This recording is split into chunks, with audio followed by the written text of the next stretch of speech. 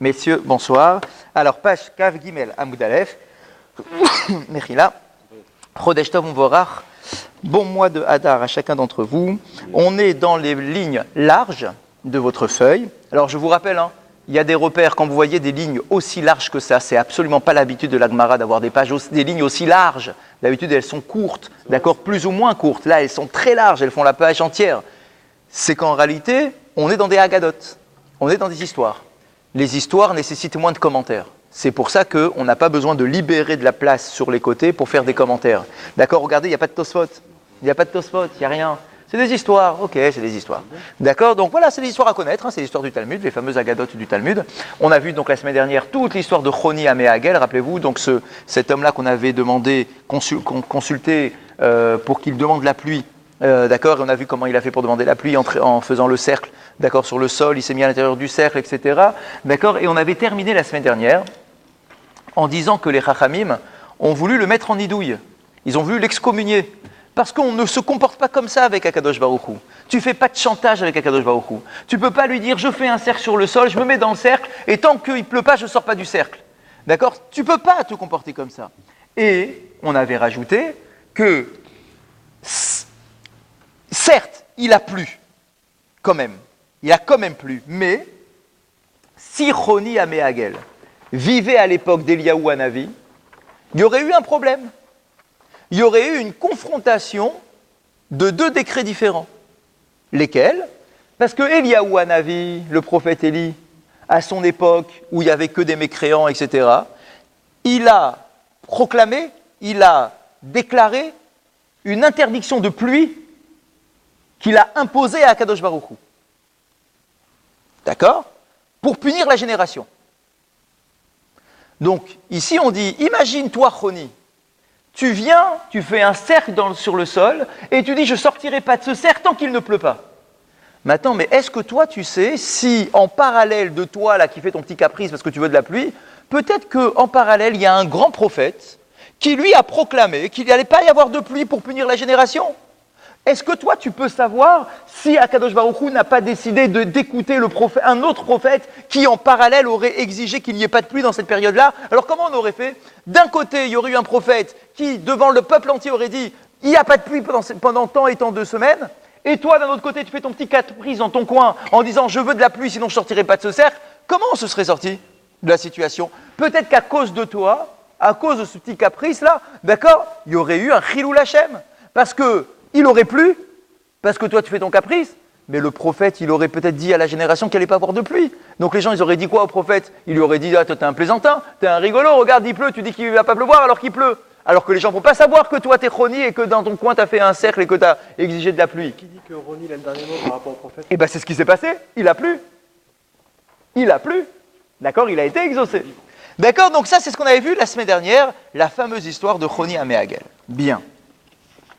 Et le Rav lui dit, j'aurais dû t'excommunier parce que c'est pas comme ça qu'on se comporte avec Akadosh Baruch Hu. On n'exige rien d'Akadosh Baruch Hu. Tu peux faire une prière, mais tu peux pas le mettre en chantage comme ça, je fais un cercle et je sors pas du cercle. D'accord, il dit, mais bon, j'aurais dû normalement t'excommunier pour un geste pareil, mais je constate, dit le Rav, je constate que Dieu t'aime.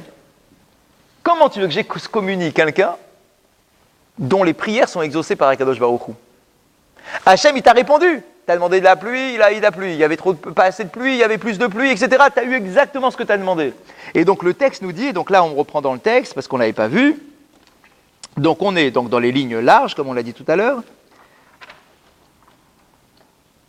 Une quinzaine de lignes à partir de l'élargissement de la ligne, une dizaine plutôt.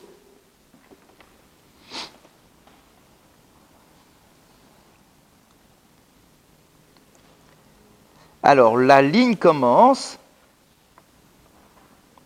par Shamaïm. Vous l'avez celle-là ? La ligne commence par Shamaïm. La ligne commence par Shamaïm. Vous n'avez pas la bonne page. Messieurs, vous n'avez pas la bonne page. Kaf Gimel Amoud Aleph. On était sûr. Kaf Gimel Amoud Aleph. Un point. Hein ? Khazak. Shamaïm. Shamaïm. Ok ? Très bien. Donc, on est maintenant au 5e mot de la ligne, aval.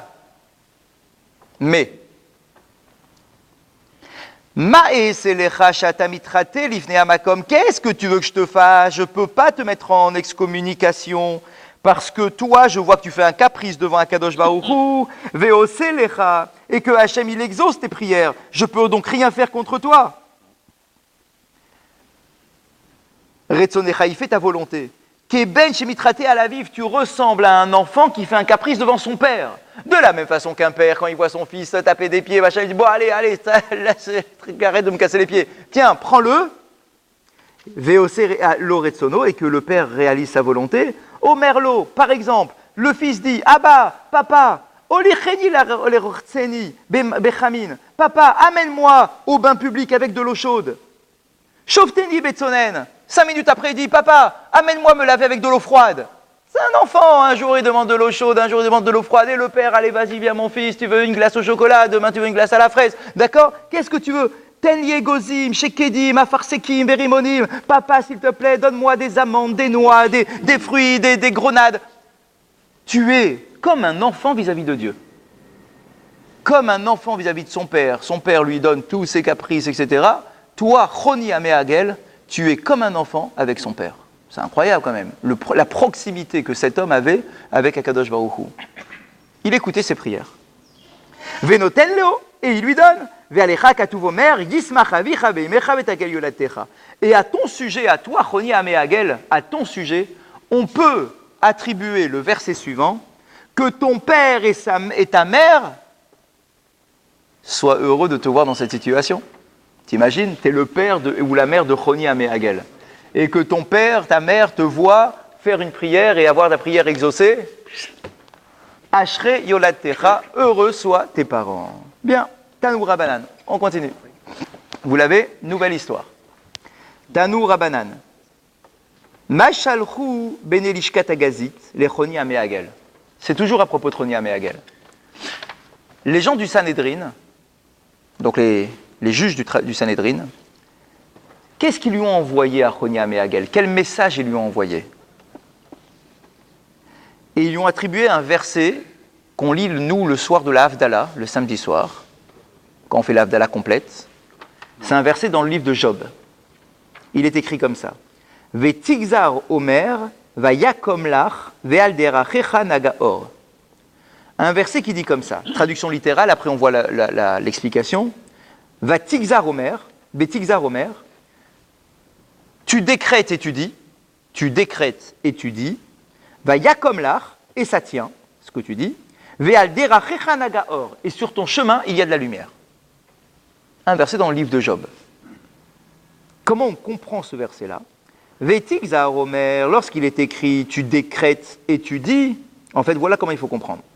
Ata gazarta milemata, ve'akadosh baruchu mekayem amarecha milmaala. Truc incroyable. C'est pas n'importe qui ce Choni. Toi, Choni, tu décrètes quelque chose ici-bas sur terre, et Dieu, là-haut, exécute ta parole. Comme on le dit pour les tzadikim. Quelle est la marque de fabrique d'un tzadik? C'est que le tzadik, il décrète, et Akadosh Baruch Hu réalise la volonté du tzadik. C'est ça qui est incroyable. C'est que le tzaddik, il a une telle proximité avec Akadosh Baruch Hu. Il fait tellement d'efforts dans son quotidien, le tzaddik, pour se détacher de la matière, pour se détacher de ses désirs, de ses plaisirs, etc., pour s'élever spirituellement, que quand il décrète quelque chose, Akadosh Baruch Hu exauce sa prière. Ase retzonecha kirtzono, fais en sorte que toi, individu, tu fasses la volonté de Dieu, pour que Dieu fasse ta volonté. Ce qu'on dit dans les Pirkei Avot. Ça veut dire que si toi, tu fais les efforts nécessaires pour porter en toi les valeurs de la Torah, moi, Akadosh Baruch Hu, je suis prêt à exaucer toutes les prières que tu pourras formuler. Et donc c'est ça ici. Vetigzar Omer. Toi, tu décrètes ici-bas, et Hachem là-haut, il dit, c'est-à-dire il crée ce que toi tu as demandé. Toi, tu demandes de la pluie, Hachem, il t'envoie la pluie. Tu demandes une grenade, Hachem, il t'envoie une grenade. Tu demandes une glace au chocolat, Hachem, il te demande une glace au chocolat. Ça veut dire que tu es comme un enfant devant son père. Ouais, en quelque sorte. Alors bien évidemment, C'est pas un truc sur lequel il faut exagérer, c'est pas un tac au tac, un loto où tu es sûr de gagner. Ça marche pas comme ça tout de même. Mais il s'avère de cette histoire-là que Choni, c'est exactement ce qu'il a eu. Il a fait son cercle, il est rentré dans le cercle, il a demandé de la pluie, il a eu de la pluie. C'est dans cet esprit que les gens vont voir les grands tzadikim. Exactement, il ne faut pas chercher loin. C'est dans cet esprit, bien sûr que Et oui. les tzadikim, ils font plus que la volonté, ils font une sorte de mission de Ok, très bien. Donc plus toi tu es un grand tzaddik, et plus Akadosh Baruch Hu, il aura envie de réaliser ta volonté. Donc toi, simple fidèle, quand tu vas voir un tzaddik, quand tu vas voir un chacham, quand tu vas sur la tombe d'un tel, en réalité c'est quoi? C'est que tu pries pour qu'il intercède en ta faveur, parce qu'il a peut-être plus de sens d'être écouté que toi quand tu fais ta prière. D'accord? Voilà le lien que nous on a avec notre tzadikim, parce que c'est le lien que Hachem entretient avec ces tzadikim. Et Choni Améhagel fait partie de cette catégorie-là. Vous voulez une adresse? Ouais. Il y a aussi les tzadikim vivants. Ve'al derachecha nagaor, et sur ton chemin il y a de la lumière. Dor shaya afel he'arta bitfilatecha. Une génération qui était dans les ténèbres, parce qu'on peut bien comprendre que cette génération-là qui n'avait pas de pluie, qui n'avait pas d'eau pendant toute l'année, c'est la galère, c'est les ténèbres. Toi, tu les as éclairés par ta prière. Ki hishpilu vatomer geva. Dor shaya shafal ve'gbata bitfilatecha. Une génération qui était au plus profond du trou parce qu'ils étaient sur la famine, pendant toute une année il n'y a pas eu de pluie, toi par ta prière tu les as élevés. Vesach enaim yoshias, tout ça sont des versets qu'on interprète. Dor chez Sarba Abono, une génération qui a été rabaissée à cause de ses fautes, au Sha'ato betfilatecha, tu les as délivrés par ta prière.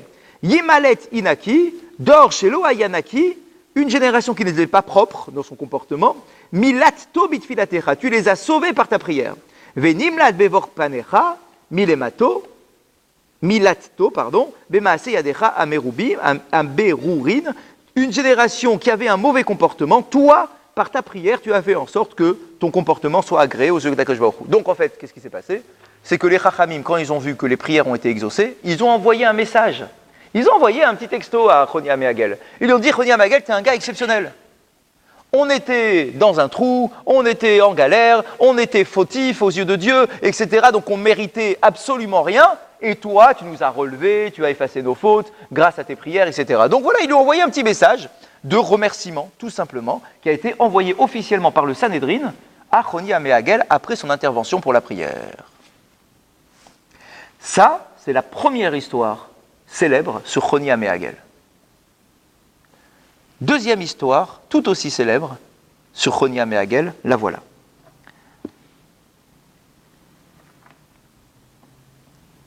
Amar Rabbi Yochanan. L'histoire est rapportée au nom de Rabbi Yochanan. Kol yamav shel oto tzadik haya mitztaer al mikraze. Choni Améhagel, pendant toute sa vie, il n'a pas réussi à comprendre un verset dans les Tehillim.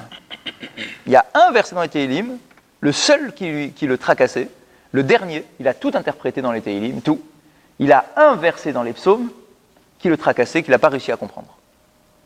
C'est un psaume qu'on connaît très bien, nous, parce qu'on le fait avant le Birkat Hamazon. Shir HaMa'alot, Beshuv Hashem et Shivat Zion Hainu Kecholmim. Shir HaMa'alot, ok, donc c'est l'introduction d'un Tehillim. Beshuv Hashem et Shivat Zion Hainu Kecholmim. Lorsque toi, Hashem, tu vas prendre tes exilés, les exilés du peuple d'Israël, et tu vas les ramener sur leur terre, nous étions comme dans un rêve. C'est le verset. On parle de quel exil ici? On parle du premier exil. Cet exil a duré 70 ans. Après la destruction du premier temple de Jérusalem, on a été exilé en Babylonie. En Babylonie, on est resté 70 ans avant de retourner en Israël et faire la construction du deuxième temple de Jérusalem. Ça a duré 70 ans. Et le texte, donc, dans le Shir HaMa'alot, c'est David HaMelech qui l'écrit, en prophétie, bien évidemment. Il écrit, regarde, Hachem, pendant ce temps d'exil, qui a duré 70 ans, nous étions comme des rêveurs. Bien, c'est un verset, quoi. Amar et Choni Améhagel, il n'arrive pas à comprendre ce verset. Et il se dit, Mi ika de nayem shivrim shenin bechelma. Ça veut dire quoi? L'exil, il a duré 70 ans. Et on est en train de dire dans ce psaume pendant les 70 ans d'exil, nous étions comme endormis. D'accord? On était en train de rêver. Et donc il se dit, mais c'est quoi le pshat du verset, le sens littéral de ce verset? Est-il possible, dit Roni Améhagel, qu'un homme dorme pendant 70 ans? Tu ne peux pas rêver pendant 70 ans. Ça veut dire quoi? Si tu me dis, j'ai eu une prophétie, pendant 2 jours, on devait être exilé, après on retourne sur l'autre terre, d'accord? Et on était comme des rêveurs. Ça veut dire que pendant les 2 jours, tu as rêvé, tu étais en train de dormir, tu t'as ouvert les yeux, et c'était la fin de l'exil. Mais là, ici, l'exil a duré 70 ans. Est-il possible pour un homme de rester endormi pendant 70 ans? C'est pas possible, on peut dormir quelques heures. 70 ans, c'est une vie, c'est une génération. Un espoir endormi en eux, quoi, un espoir. D'accord, mais lui, il cherche le pshat. Que tu me fasses une dracha en disant on était comme endormis, c'était une sorte d'espérance, etc. Bien évidemment, mais lui, il cherchait un pshat, le sens littéral du verset. Et il dit, dans le sens littéral, c'est impossible de dormir pendant 70 ans. Ah si, Aïnou Kecholmim. Nous étions comme des rêveurs. Alors, effectivement, donc la dracha, elle s'appuie sur le quai, nous étions comme des rêveurs, pour te dire, bah non, c'est une façon de parler, on était comme des rêveurs, en situation de somnolence, enfin, etc. Mais le Roni Améhagel, lui, il dit, Cholmim, il y a écrit qu'on dormait. Est-il possible de dormir pendant 70 ans? C'est sa question. C'est regardez même dans les mots d'Agmara, Mi-ika de nayem shivim shenim bechelma, est-ce que c'est possible de rester 70 ans en train de rêver? Yom Achad, Ava Azil Be'ocha. Et là, c'est la célèbre histoire donc de Choni. Un jour, il était en chemin. Chazil Eaou Gavra de Havanata Charuva. Et il a croisé en chemin un homme qui était en train de planter un arbre de caroubier. Le fameux caroubier. Hein? Non, pas du tout. Chazak. Amarle, Hayek Kamash Nintain. Il dit, je te vois en train de planter un arbre, c'est magnifique ce que tu fais, c'est une très belle mitzvah de planter un arbre, c'est superbe. Mais dis-moi, au bout de combien de temps tu vas récolter les premiers fruits de cet arbre? C'est quoi comme arbre? C'est un caroubier. Combien de temps tu vas mettre pour manger le premier fruit de cet arbre-là? Amarle, Pshitalar, Achivin Shenin. Il a répondu, 70 ans.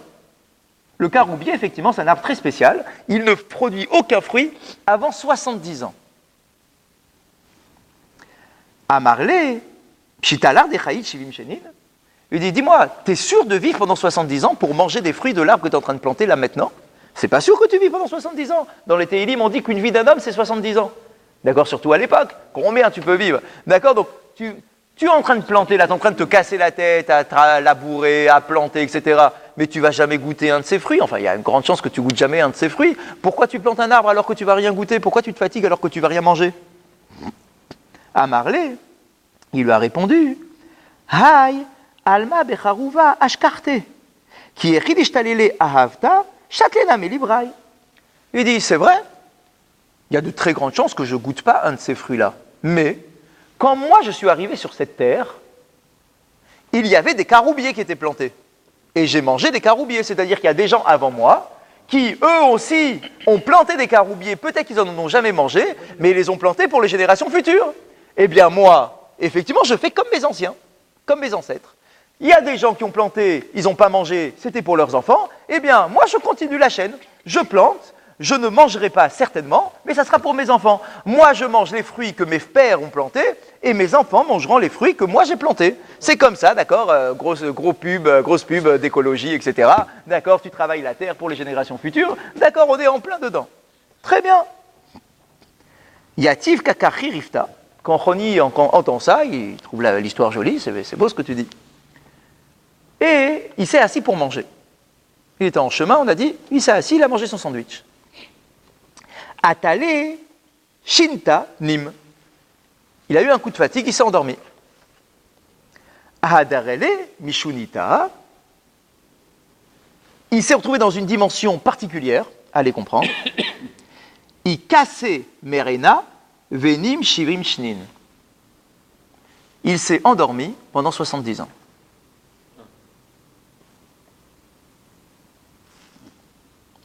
Kikam, lorsqu'il s'est réveillé, il n'a pas remarqué qu'il y avait 70 ans qui étaient passés. Quand il s'est réveillé, Chaziel et Aou Gavra, Dava Kamelaket Menaihu. Il a vu un homme en train, donc il était devant le caroubier, d'accord, en train de manger les fruits d'un caroubier. Amarle, Atou des Chaltalé, Il dit, dis-moi, c'est toi qui as planté cet arbre? Amarlé, Barbéré, Anna. Il dit, non, c'est pas moi. C'est mon grand-père qui a planté cet arbre, et aujourd'hui, je mange de ses fruits. Amarlé, Shmamina, Denaïme, Shivim, Shenin. Il dit, attends, mais cet arbre-là, moi, quand j'ai dormi, il venait d'être planté. Donc, en fait, il prend conscience qu'il a dormi pendant 70 ans, puisqu'il faut 70 ans à cet arbre-là pour porter ses fruits. Quand il a mangé les fruits de son arbre qu'il a planté. Chazak. Donc, pas lui, parce que lui, Choni, c'est pas Choni qui a planté. Il a vu un homme manger les fruits du caroubier avec, à propos duquel il parlait là, avec le gars qu'il avait croisé. Et donc il lui a dit, dis-moi, c'est toi qui as planté cet arbre? Il dit, non, c'est pas moi. Il faut 70 ans pour manger ces fruits-là. Qui a planté cet arbre? C'est mon grand-père. Il dit, ton grand-père, mais moi je viens de dormir maintenant et cet arbre-là, il venait d'être planté. Razak. Donc en réalité, il s'aperçoit qu'il a dormi pendant 70 ans, puisque c'était le temps nécessaire pour que l'arbre pousse et qu'il porte ses fruits. Pourquoi on dit dans le Mizmor Cholem, Ouais. et là on dit Lishon? C'est pas la même chose, hein. Ouais, qu'est-ce que vous voulez dire? Deux verbes différents. C'est certain. On Alors, peut rêver pendant 70 ans les yeux ouverts, hein. C'est ça que... C'est tout à fait possible, hein. Des gens qui vivent dans c'est des certain, rêves, c'est certain, ouais. c'est certain. C'est ça que je comprends. Mais là, ici, on dit, il a été dans une autre dimension. Pendant 70 ans, il a dormi, il s'est retrouvé dans une autre dimension. Mais pourquoi le Mizmor il dit Chol? Ouais, Cholmim, c'est le mot Cholmim qui a été utilisé. C'est ça que je comprends pas. Ouais. Chazal et Chamré, alors il s'est tourné pour voir qu'est-ce qui se passait. Il a dormi 70 ans. Il regarde son âne, son ânesse qui était avec lui, qui l'accompagnait sur le chemin. Des Aitlede Ramche. Et il a vu qu'à côté de son ânesse, il y avait plein d'autres ânes à côté. Ça veut dire que son ânesse a eu des petits, puisqu'elle a dormi pendant 70 ans. Donc en fait, il s'est retrouvé dans une autre dimension, d'accord, où tout avait avancé 70 ans. L'arbre, il a poussé, le petit là, c'est le petit-fils, l'ânesse, elle a amené des petits, d'accord. Il s'est retrouvé, Khadak, retour dans le futur, tac, 70 ans. C'est ça qu'il s'est retrouvé avec une grosse barbe. Il aurait pu manger le propre fruit de son caroubier, que lui, il a Mais planté. lui, il n'a rien planté, lui. Oui, mais s'il avait planté avant... Mais il n'a rien planté du tout, lui, il se baladait dans la rue. Il se baladait, il avait peut-être un rendez-vous. Il avait peut-être un rendez-vous, ce gars-là. Et du coup, il a en retard pour son rendez-vous. Ça aurait pu être le seul homme sur Terre à manger son propre caroubier. Bon, d'accord, mais il dit, mais je ne vais pas refaire l'histoire. Il n'a pas planté. Il n'a pas planté le caroubier. Lui, il a vu un homme planter le caroubier. D'accord, donc. Alors, bien évidemment, tout ça, c'est à comprendre. Mais on continue l'histoire, elle ne s'arrête pas là.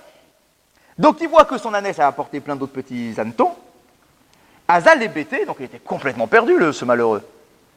Il rentre chez lui à la maison. Amarléou, Béré de Choni Améagel, Mikayam. Il voit ça...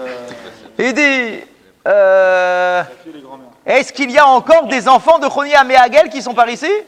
Eh bien oui, parce que ici, il y a 70 ans qui sont passés, peut-être que mes enfants sont déjà morts.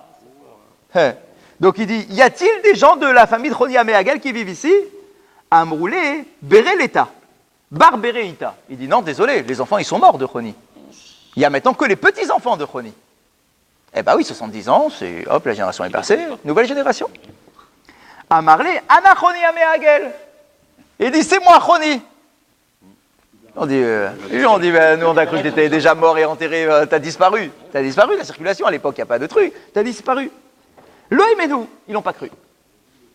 Bah oui, il n'y avait personne. Bah oui, quand tu ne connais pas, personne ne l'a cru. Il ne restait pas ni sa femme, ni ses enfants. Les petits-enfants, ils ne l'ont pas connu. Donc comment tu sais que c'est toi? Tu n'as pas une carte d'identité, tu n'as pas une photo, tu n'as rien. D'accord, on est il y a 2000 ans. Mais physiquement, il avait vieilli ou il était toujours resté On ne sait pas. On ne sait pas. On continue. Alors du coup, il voit que chez lui, il n'a plus de place, parce qu'on ne le croit pas. Il n'a plus rien chez lui. C'est plus son chez lui. Et en plus, on l'a pas cru, on l'a dit, t'es un imposteur, va-t'en d'ici, qu'est-ce que tu dis que t'es mon grand-père, le grand-père il est mort.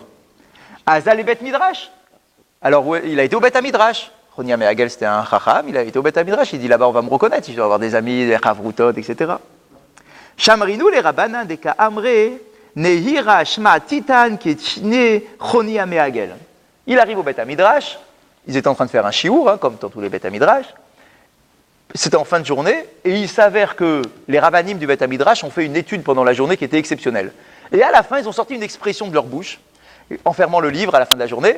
Ils ont dit, aujourd'hui, on a compris notre étude comme à l'époque de Choni Améhagel où tout était clair à son époque. Parce qu'à chaque fois qu'on avait une question dans notre étude, Choni Améhagel, il était là, il nous donnait des réponses. Eh bien, aujourd'hui, on a tellement bien étudié que c'était comme à l'époque de Choni Améhagel. Il entend ça. Dechi Avahayel et Bet Midrash, Kol Kushia d'Avalé ou les Rabbanan, Avamefarkele. Parce qu'effectivement, à son époque, quand il était jeune, enfin quand il était encore, enfin je sais pas comment dire, d'accord, quand il allait au Bet Midrash, à chaque fois qu'un Rav avait une question, il apportait la réponse. Amar Léou, Anaïou. Quand lui, il entend ça, il dit, c'est moi, je suis là. Loïminhu, ils n'ont pas cru.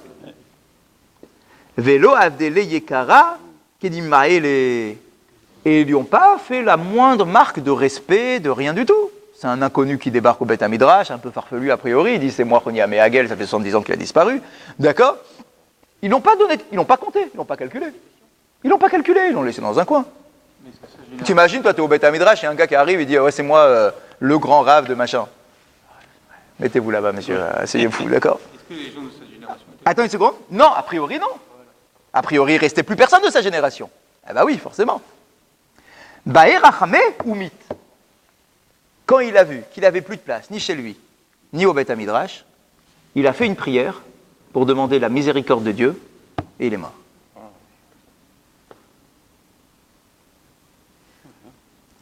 Amar Rava, hainu de amre inche, o chavruta, o mituta.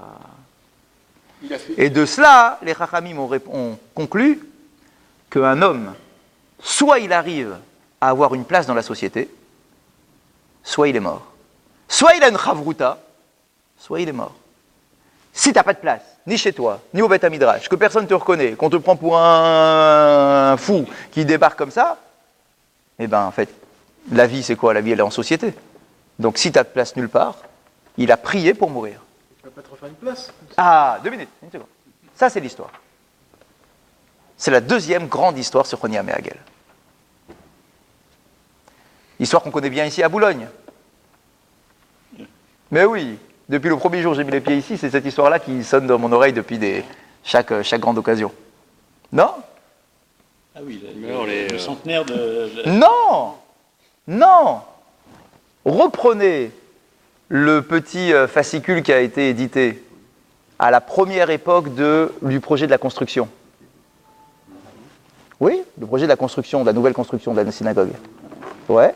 Là-bas, regardez, la phrase qui est mise en truc, c'est « Moi, je plante aujourd'hui pour que mes enfants puissent consommer des fruits comme Choni Améhagel qui a un truc avec le caroubier. » C'est cette histoire-là. C'est cette histoire, c'est l'histoire de Choni, parce qu'on pourrait se dire « Attends, mais aujourd'hui tu plantes, on a déjà tout. Ouais, mais tu plantes pour les prochaines générations. Peut-être qu'ils en auront besoin. » Comme nos ancêtres ici à Boulogne ont construit une grande synagogue à l'époque où il n'y avait pratiquement pas de juifs. Ils ont planté pour nous, où on est aujourd'hui nombreux. Donc c'est exactement ça. C'est comme ça, la chaîne des générations. Il faut investir pour que les générations suivantes puissent profiter de ton travail à toi. C'est comme ça qu'on fonctionne. Bien. Ça, c'est donc l'histoire de Choni Améhagel, numéro 2. Question. Qu'est-ce qu'elle a cette phrase pour qu'il n'arrivait pas à la comprendre? Quelle phrase? Ah, c'est ce qu'on a dit au début.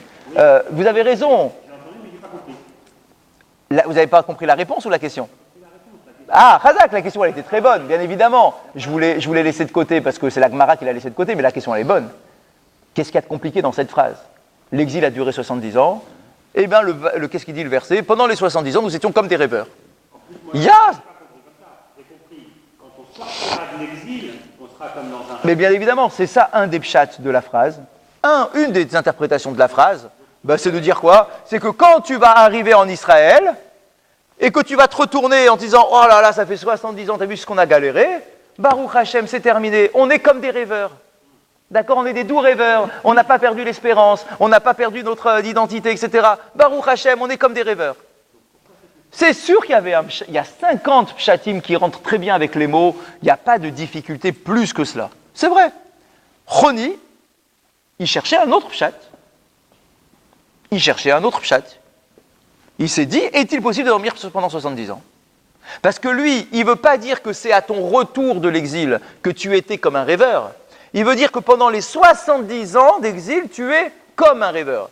Alors il y a aussi le deuxième chat de dire, mais attends, mais ça va, pendant les 70 ans, on est comme des rêveurs. Ça veut dire qu'on espère toujours retourner en Israël. Ça collait aussi, ça pouvait aussi être un pshat. Roni ne voulait pas ce pshat-là. Je ne sais pas pourquoi, il ne le voulait pas. Il dit, je veux un autre pshat. Je veux un pshat qui dit que pendant 70 ans, on dort. Il dit, ah tiens, c'est bizarre, est-ce qu'on peut dormir pendant 70 ans? Eh bien tiens, on t'a fait dormir pendant 70 ans. Alors, je vous pose la question. Si c'est toi, Roni, et que tu arrives au Beth Midrash, imaginons, dans ce Beth Midrash, plus personne ne te connaît. Parce que la génération est morte, etc. Bah, c'est pas grave. Refais-toi ta place. T'es un grand Talmid Chacham. Assis-toi au Beth Midrash, t'écoutes les discussions, et dès qu'il y aura des questions, des trucs incompréhension de texte, etc., tu dis, hey, j'ai une réponse. Eh ben, tu vas te refaire une place. T'avais une place parce qu'à l'époque, on était reconnu comme étant un homme qui était capable d'apporter des réponses aux difficultés de la Torah. Eh ben, fais pareil. Oh, ça va te prendre une semaine. En une semaine, tac, tac, tout le monde va te remarquer et tu vas reprendre ta place. Tout le monde va te respecter. Ça va. Attends un peu. Ça va revenir. D'accord? Pourquoi dès la seconde où on a vu, ah non, toi, tes trucs, pourquoi t'as pas essayé de refaire ta place, de reconstruire ton nom? Mais même chez lui, il aurait pu. Chez lui, c'est plus compliqué. Ouais, mais 70 Chez lui, c'est plus compliqué. Il n'a plus personne chez lui. Il a connu son fils. Mais son fils est mort. Oui, mais le petit-fils a connu son père. Donc il n'y a rien. Mais d'accord, mais qui me dit que toi, t'es mon grand-père? Moi, je te connais pas, j'ai pas ni ta photo, ni rien du tout. D'accord? Qui me dit que t'es le grand-père? C'est plus rien, tout a changé. 70 ans, c'est une autre génération. Alors quoi? Ah, eh ben, ça c'est une des réponses que j'ai trouvées. C'est une réponse que j'ai trouvée. C'est une des réponses que j'ai trouvée magnifique. Écoutez ça. Le langage d'il y a 70 ans n'est plus le même que celui d'aujourd'hui. J'allais dire. C'est qu'il est has-been. Exactement. Même ta lecture de Torah, et c'est ça qui est génial, même ta lecture de Torah d'il y a 70 ans ne correspond plus aux aspirations de la génération d'aujourd'hui. Tu ne peux pas arriver avec des réponses de il y a 70 ans pour des interrogations d'aujourd'hui. Parce que la Torah se renouvelle sans cesse et elle s'adapte à nos codes. Prends un rabbin du rabbinat français il y a 70 ans, je me dis, mais qu'est-ce qu'il me raconte? Il parle comme un truc, comme un philosophe, ils n'avaient pas tout le temps la kippa sur la tête, etc. C'est un autre rabbinat. C'est une autre époque, ça correspondait à leur époque. Mais si tu prends ce rabbin-là d'il y a 70 ans, tu le mets aujourd'hui ici dans notre communauté, j'y parle plus à notre génération. Mais ben c'est pareil pour Roni. Toi tu dis, bah attends, reste une semaine, tu vas avoir des réponses et ça va coller. Réponse de nos commentateurs, le langage d'il y a 70 ans n'a plus aucun effet sur une génération d'aujourd'hui. Oui, mais les enseignements demeurent, puisqu'il a été cité par... Et en réalité, non, il n'a pas été cité. Il a dit, on a compris comme à l'époque de. Comme à l'époque de. Comme à l'époque de. Et ce qui est rapporté était très juste. Quand Moshe Rabbeinu a eu la prophétie et qu'on lui a permis d'assister à un cours de Rabbi Akiva des générations après lui. Ouais. Et qu'il était assis au Beth Midrash, qu'il a pris une place discrète là-bas au fond de la salle, et qu'il s'est assis, Rabbi Akiva faisait le cours, et Moshe ne comprenait rien. Il dit, mais c'est quoi cette Torah-là? Je comprends rien. L'interprétation, le machin, mais je comprends rien. Je comprends rien. C'est moi, Moshe Rabbeinu, c'est moi qui ai donné la Torah. Qu'est-ce qu'il raconte, ce gars-là? Je vois un grand barbu qui fait un truc, je comprends rien. Et après, à la fin, donc il donnait une halakha, je ne sais plus c'était laquelle, et à la fin, on pose la question à Rabbi Akiva, on dit, mais d'où tu sais ce que tu me dis? Et Rabbi Akiva répond, halakha les Moshe Sinaï. Cette halakha-là, c'est Moshe qui l'a donné sur le mont Sinaï. Et Moshe il dit, je ne sais pas de quoi il parle. Ça veut dire quoi? Ça veut dire que tout au long de la chaîne de transmission de la Torah, elle a toujours été adaptée aux oreilles de la génération dans laquelle on parle. Les hommes passent et la Torah demeure. Par contre, ça, Oui, sur les enseignements de base, oui, mais le langage, non, le langage que tu amènes, la clé de lecture que tu amènes, la tête de lecture que tu as, ce n'est pas la même aujourd'hui qu'il y a 70 ans. Et c'est ça qui fait la richesse de la Torah. C'est que à chaque génération, il y a des nouveaux chachamim, il y a des nouvelles interprétations, etc. Ça veut dire qu'un rave de 70 ans, il ne peut pas enseigner à des jeunes de 20 ans, par exemple. Si, bien évidemment, mais c'est certain que, quand c'est simplement des enseignements, etc., à l'ancienne, ça sera les mêmes. Mais quand il s'agira d'avoir une question d'actualité, une vision d'actualité, etc., on lui dira, ça rentre pas, ça colle pas. Mais par exemple, on prend Rachid. C'est ça. C'est le même Rachid depuis le Moyen-Âge. Et alors, combien de fois il a été réinterprété et encore réinterprété? C'est pas le même, non? C'est pas le même. C'est le même texte, c'est les mêmes lettres, les mêmes mots, mais avec une lecture que nous on fait, que nos Rahamim aujourd'hui font, et ils disent, tiens, regarde ce qu'on peut découvrir d'un Rashi. Ah ouais, quoi? Rappelez-vous cet enseignement dans le Zohar qui nous dit qu'Akadosh Baruch Hu, à chaque génération, il ouvre des portes de compréhension qui étaient fermées jusqu'à présent. Ça veut dire qu'on a une interprétation de la Torah qui s'adapte avec notre temps. Ça ne veut pas dire que c'est une nouvelle Torah, c'est la même base, bien évidemment. Mais tu as des clés d'interprétation, de lecture, de modernité qui se dévoilent au fur et à mesure. C'est exactement ça. Lui, il arrive là, bah vas-y, tu vas leur parler 5 minutes, et puis ils vont voir que tu es un grand homme. Et en fait, non, ça ne collait plus à la génération nouvelle. Ça ne collait plus. Et donc, du coup, il se dit, si je suis complètement décalé à cette génération-là, je n'ai plus ma place dans cette génération-là, je préfère mourir. Il aurait pu refaire sa vie ailleurs. Enfin, Mais dis-moi, quand tu refais ta vie, mais que tu es complètement décalé, tu n'as plus aucun repère, tes repères ne sont plus les mêmes. Tu es resté 70 ans sans avoir suivi l'évolution de la société. Donc tu es complètement décalé. Début 80, début des années 80, nos parents devant un magnétoscope. Alors imagine-les, tu les prends et tu les mets maintenant aujourd'hui. D'accord? Ils étaient. D'accord, tu prends quelqu'un qui était dans le coma pendant des années, tac, tu le mets aujourd'hui devant un truc, machin. N'empêche que lorsqu'on est avec nos parents, nos grands-parents, Oui. on apprend d'eux et on T'apprends quoi d'eux? On comprend bien que c'est eux qui disent la vérité. T'apprends quoi d'eux? Le fond. Khazak, pas la forme, le fond. Mais pas le langage d'aujourd'hui, etc. Et d'ailleurs, qu'est-ce qu'il est écrit? Eh ben oui. Quand tu es un rave. Non, quand tu es un rave et que tu dois t'adresser à tes fidèles, la forme, elle est très importante. Bien évidemment qu'elle est très importante. Il n'y a pas que le message, il y a aussi la forme, parce que ça doit rentrer dans nos oreilles. Ben oui, mais je sais. D'accord, mais combien? Tu as plus de nouvelles générations que d'anciennes. Il n'y avait plus personne de l'ancienne génération. Pourquoi dans les Pirkei Avot, il est écrit que quand tu as 100 ans, c'est comme si tu étais mort? C'est écrit dans les Pirkei Avot. 100 ans, c'est comme si tu n'étais plus là. On dit jusqu'à Admé Avestrid maintenant. C'est autre chose. Dans les Pirkei Avot, il est écrit à 100 ans, c'est comme si tu étais mort. Si déjà à 100 ans t'es mort, pourquoi on dit T'es comme mort. Ça veut dire quoi? Comment les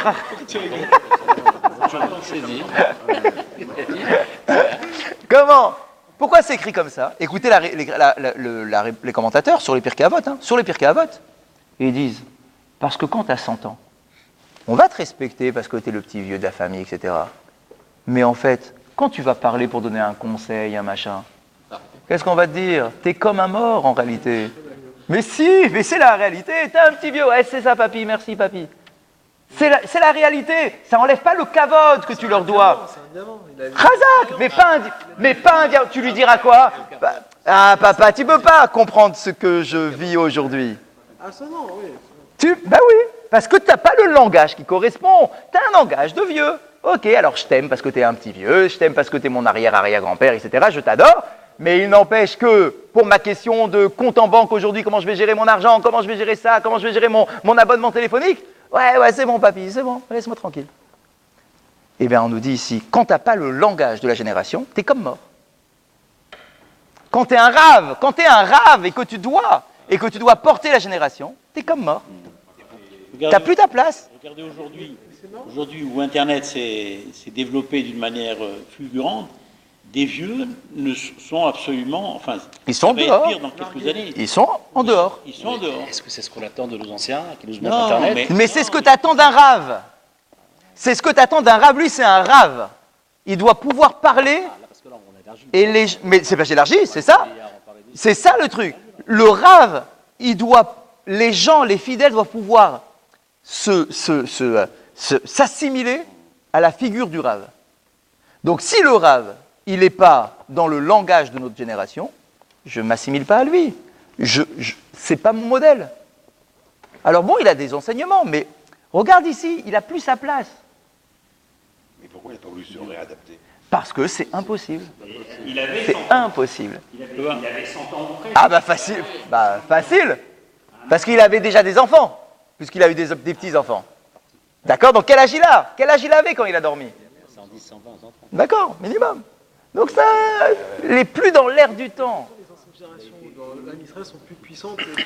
Puissante en intensité, certes, mais pas dans la modernité. Forcément, puisque chaque génération est plus moderne que l'ancienne. Dans l'intensité, ils sont plus puissants, mais pas dans la modernité. Pas dans le langage, pas dans le... Voilà, ils sont plus à la page. Eh bien, il n'était plus à la page, il ne trouvait plus sa place dans la génération. Il préfère disparaître de cette génération plutôt que d'y rester et être décalé. C'est dur, c'est dur. Parce que c'est une grosse Il n'est pas comme ça. C'est dur, mais c'est. Moi, je suis pas tout à fait d'accord avec ça. Eh ouais, mais pourtant, c'est bien ça qu'elle dit la Gemara, hein. Donc c'est à réfléchir. C'est à réfléchir, mais en tout cas, c'est bien ça qu'elle dit la Gemara. Khazak. C'est génial, mais c'est génial cette histoire-là. On peut se dire, mais c'est quoi, c'est une histoire de dingue? C'est pas une histoire de dingue, c'est une histoire géniale. Mais c'est pertinent parce qu'il a un Très savoir. profond. Mais bien sûr. Mais il y a- Gardez votre secours là, l'enregistrement, que les générations Alors, il a Asbin, ouais, il a Asbin. Ouais. Alors, il y a encore une autre lecture de toute cette histoire-là. Il y a encore toute une autre lecture. Il voit un homme qui plante un charoub. Il voit un homme qui s'occupe de matérialité. D'accord? Il voit un homme qui s'occupe de matérialité. Il lui dit, dis-moi, mais est-ce que tu es bien sûr de la voie que tu as choisie dans ta vie?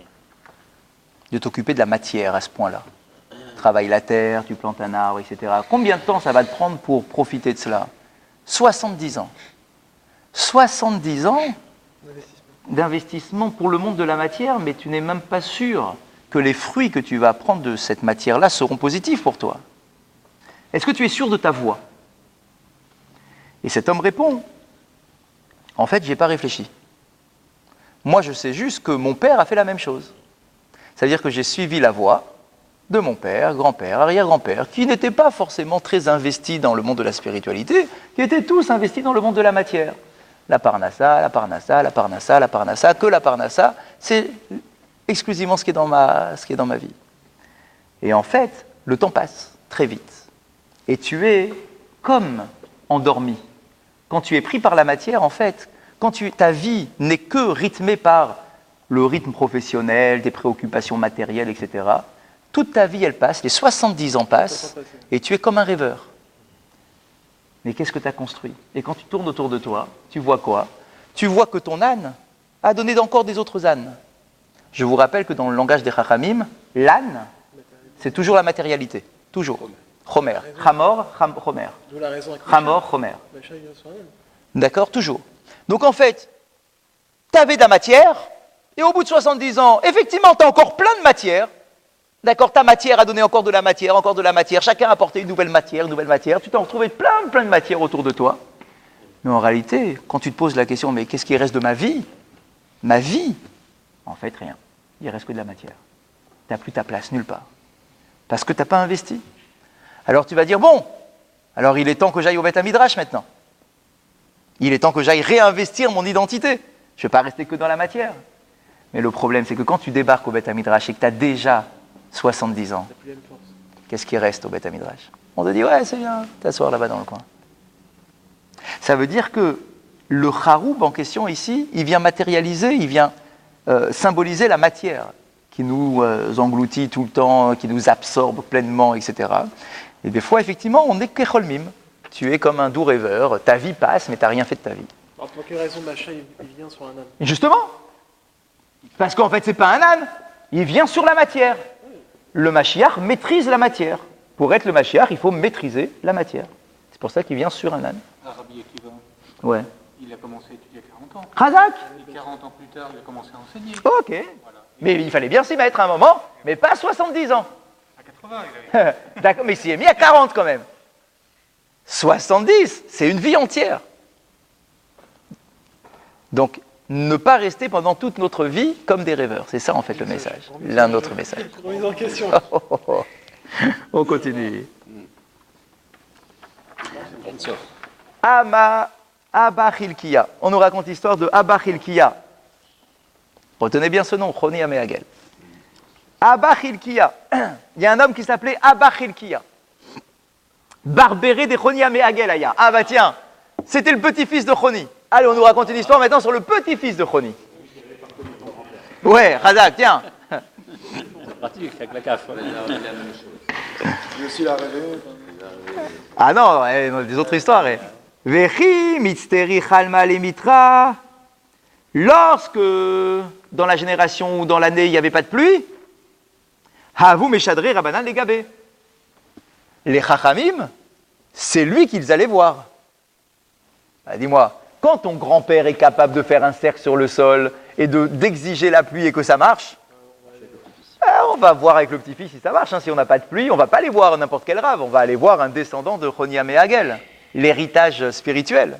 Alors, très intéressant. L'héritage spirituel de nos aïeux, moi je suis fils de rabbin. Ouais. Petit-fils de rabbin. Ouais, mais non, mais la question c'est toi, qu'est-ce que tu es? C'est pas héréditaire. D'accord? Ah, mais moi, mon grand-père au Maroc, c'était un rave, incroyable. Ben, d'accord, mais toi aujourd'hui tu manges du cochon. Ouais. Donc, comment ça marche l'héritage spirituel? Il y a une réponse très jolie que j'ai entendue, qui dit, lorsque l'héritier exige son héritage, il n'a rien. C'est-à-dire que lorsque l'héritier se définit par cela en se disant « je suis le petit-fils de ça, je me repose sur ça, j'ai en moi le truc », quand tu l'exiges, tu ne l'as pas. Tu ne peux avoir l'héritage de ton aïeul que si tu ne le cherches pas. C'est-à-dire que toi, tu te construis normalement, tu ne dis pas « je suis le petit-fils de Choni Améagel ». Il faisait sa vie. Il faisait sa vie, il faisait son étude, il faisait son machin.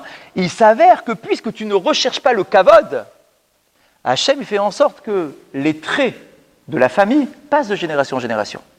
Mais si tu te définis par ça, en disant « moi je ne fais pas d'effort, mais je suis le petit-fils de Choni Améagel », là t'as rien. Là t'as rien. On peut avec les enfants de Moshe Rabbeinu. Razak, et parce que, pas que, plein.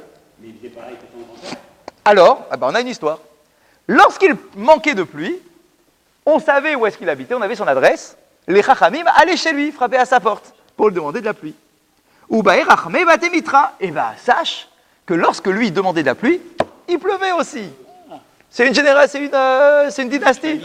La famille dynastique. Donc il a eu l'héritage, donc ça veut dire qu'il ne l'exigeait pas. Il ne se définissait pas par rapport à ça, mais il s'avère qu'il avait les traits de caractère de son grand-père, le mérite de son grand-père. Zimna Chada, un jour, Iseri Chalma Lemitra. On avait besoin de pluie. Il manquait de pluie pendant l'hiver. Shadou Rabbanan, Zouga des Rabbanan les Gabé. Et au Sanhedrin, au Beddin, on a envoyé 2 Rabbanim pour aller frapper à sa porte pour dire « on n'a pas de pluie, tu peux prier pour nous s'il te plaît ». Les Mebe Rachamé d'Inité Mitra, donc pour demander qu'il implore le ciel et qu'il demande la pluie. Azul et Bété et Velo Ashkarouhou. Alors ils ont été frappés à sa porte, mais il n'était pas là, absent. Azul Bedabra, alors ils se sont dit, bon, s'il n'est pas là, c'est qu'il travaille. Parce que je vous rappelle, à l'époque, les rabbinim, ils travaillaient pour gagner leur vie. Donc ils ont été dans le champ, d'accord, dans le verger, le machin, pour voir s'il était par là-bas. Vashkouhou, ils l'ont trouvé là-bas. Effectivement, il n'était pas chez lui, il était en train de travailler sur les arbres, machin. Des avakarafik. Et donc ils l'ont vu en train de travailler dans les champs, quoi, de faire un des travaux des champs. Yahavule Shlama. Ils lui ont dit bonjour. On tourne la page suivante pour vous. Kav Gimel Amoudbet. Elle est là la page. Kav Gimel Amoudbet, attendez, parce qu'il y a des pages qui sont mélangées. C'est celle-là. Hop.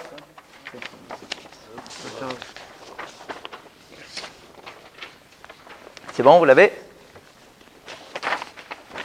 Donc, imaginez la scène, hein.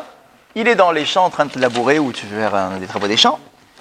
Les 2 rabbanim lui disent Shalom Aleichem, bonjour. Kav Gimel Amoudbet. Kav Gimel Amoudbet. Amoudbet, c'est 2 points. Vélo Asbar Léou Apé. Il n'a pas répondu. Comme s'ils n'étaient pas là. Ils ont dit bonjour. Et lui, il ne répond pas. Le petit-fils. Abba Hilkia. Abba Hilkia. Hein, on est d'accord? Bien, il n'a pas répondu. Bon, la journée passe, mais ils sont là plantés devant lui. Ils sont là, ils attendent, il ne répond pas.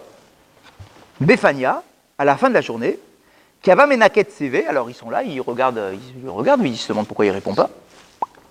Kava Menaket CV, il était en train donc de récupérer le bois qu'il avait coupé, là, dans les champs, certainement pour chauffer la maison. Darat CV Umara Bechad Kafta, ou Glima Bechad Kafta. Il a fait un truc très bizarre. Il a mis les branches de bois qu'il avait coupées, il a mis les branches de bois et la faucille là, qu'il avait dans les mains sur une épaule, mais sur cette épaule-là, il avait retiré son vêtement. À l'époque, c'était des tuniques, hein, d'accord? Donc il a baissé sa tunique, il a mis le bois à même sa peau, sur sa chair. Khadak, chose qui n'est pas cohérente. Et toute la tunique, il a mis tout le tissu sur l'autre épaule. Ils l'ont vu faire un truc comme ça, il est bizarre. Normalement, quand tu as un truc lourd à porter, tu ne le mets pas sur ta peau, tu vas t'abîmer la peau. Tu le mets au contraire, tu le mets sur le tissu. Et au contraire, même, tu mets tout le tissu comme ça, tu as un petit coussin, d'accord? Et tu mets les trucs lourds pour pas t'abîmer la peau, pour pas te faire mal. Lui, il a fait l'inverse. Il a dénudé son épaule, il a mis tout le tissu de l'autre côté, et il a mis le bois directement sur sa peau. Kula ocha losaye misane. Ils le suivent, hein? Ils le suivent pendant tout le chemin. Il était déchaussé, pieds nus, tout le chemin. Qui matait les mayas, ça y est, Bessané. Lorsqu'il devait traverser un petit fleuve, un petit cours d'eau là, pour arriver chez lui, avant de traverser le cours d'eau, il a remis ses chaussures. Il est un peu.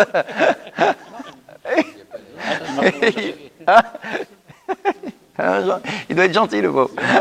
Il est gentil. Kimata leizme vehege.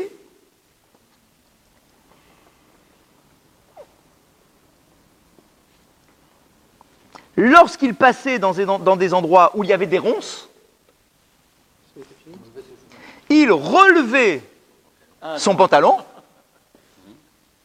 Donc il relevait son pantalon.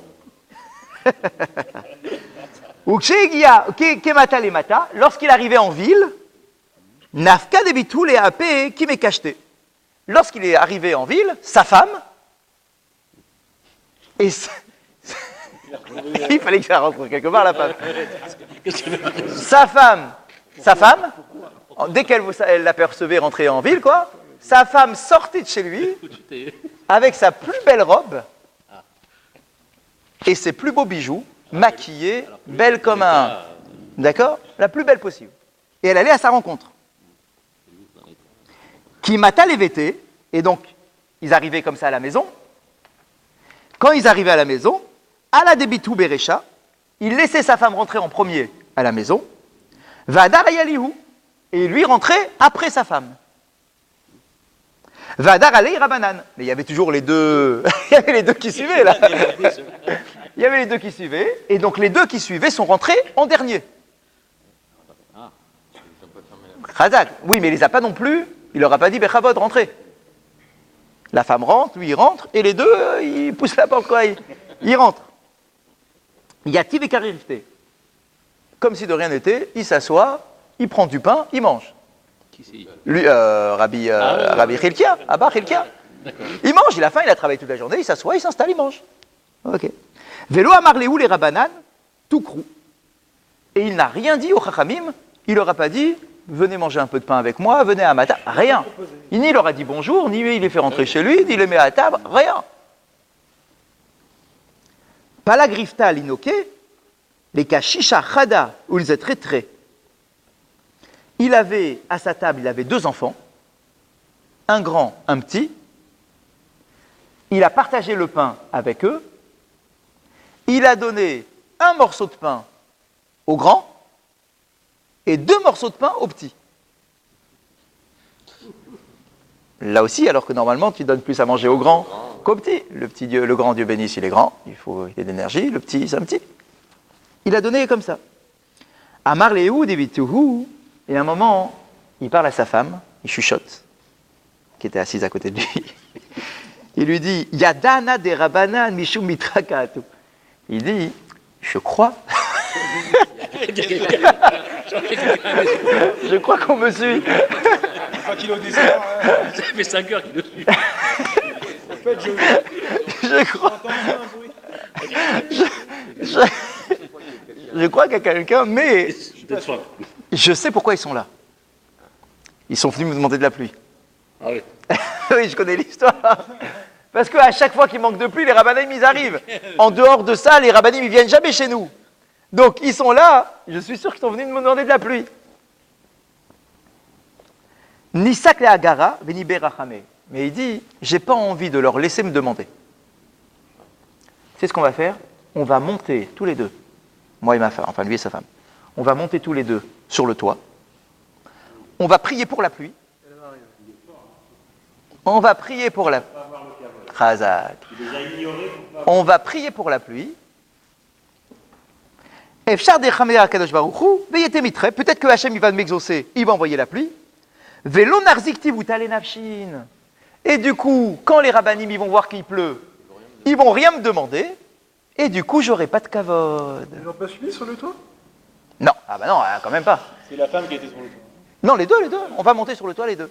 Donc il s'est dit, parce que sinon, ils vont me demander la pluie. Je vais demander la pluie, bien évidemment, parce qu'ils vont me le demander.